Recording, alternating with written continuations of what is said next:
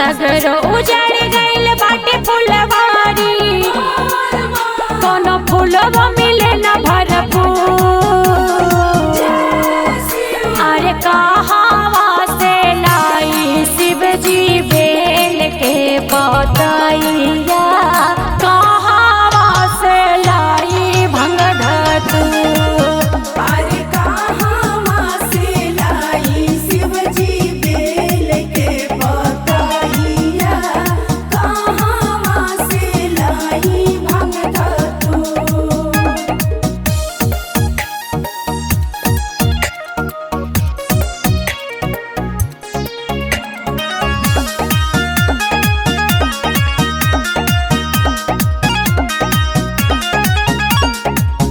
खेती बाड़ी अब भोला केहू के न भवता, गाछ वृक्ष केहू कहीं न लगावता।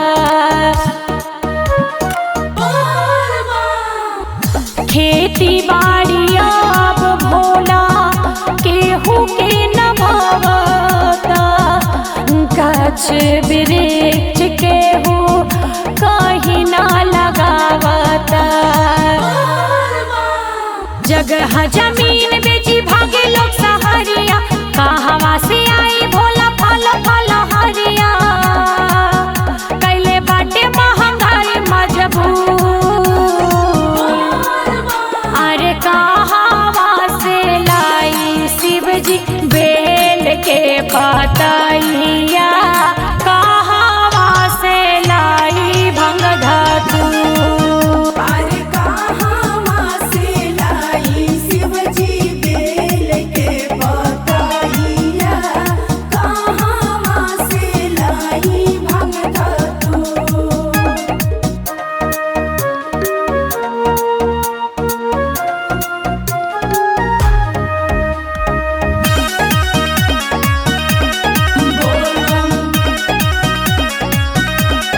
जय शिव।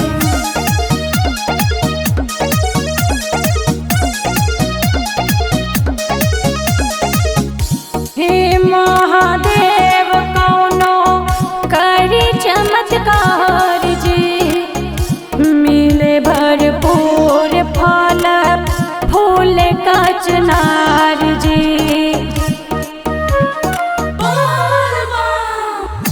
हे महादेव कौनो करी चमत्कार जी, मिले भरपूर फल फूल का चनार जी। जब नेवा जुटल के ओहिनी सरनिया, महेश परदेसी संग गावत भजनिया। करी विनय स्नेहा के मंजूर, अरे कहवा से लाई शिव जी बेल के पतैया, कहवा से लाई भंग धतूर।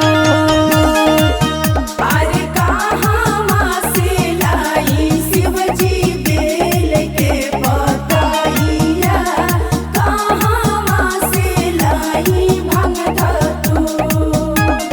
सच कहतानी सुनी भोला त्रिपुरारी, सगरो उजड़